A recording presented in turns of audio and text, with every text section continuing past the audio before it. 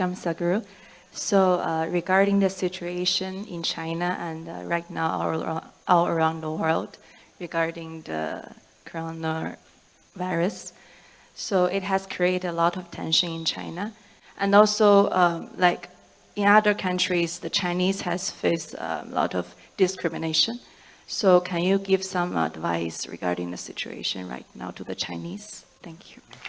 Well, it's an unfortunate reality, but this is happening a bit too often.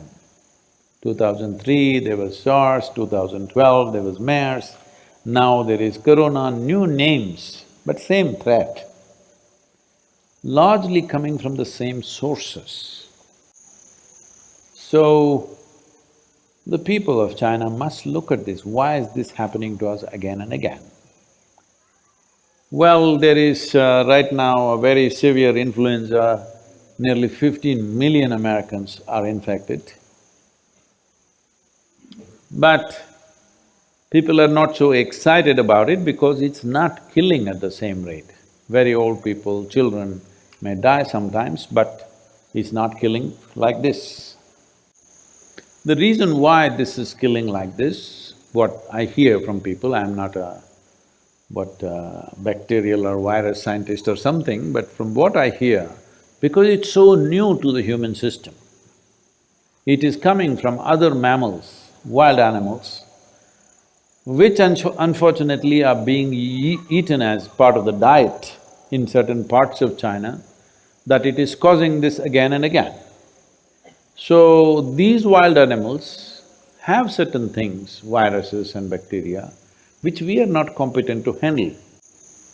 All of us have this stuff, but our bodies are competent to handle most of it. But what is in these animals, we are not able to handle it because it's so new to our system does not have the necessary antibodies to address that. Having said that, this is a cultural issue which the people of China should look at long term.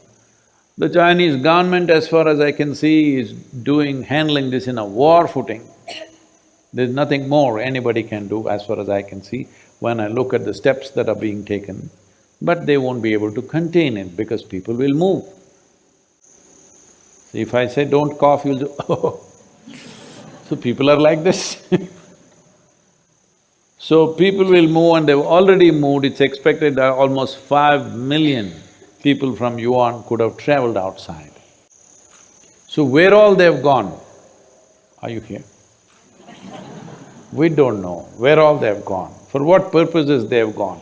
They may be looking perfectly healthy, but they may be still spreading it. That is the uniqueness of this thing. They won't be sick, they will look perfectly healthy and still be spreading it. So, there is a certain fear among people. Of course, videos are going around showing how you'll fall dead right there on the street. So, when you see a Chinese face, people are scared. This fear-mongering will happen inevitably. But Chinese also must understand it's sensitive time. Do not misunderstand isolation as discrimination, please, don't do that.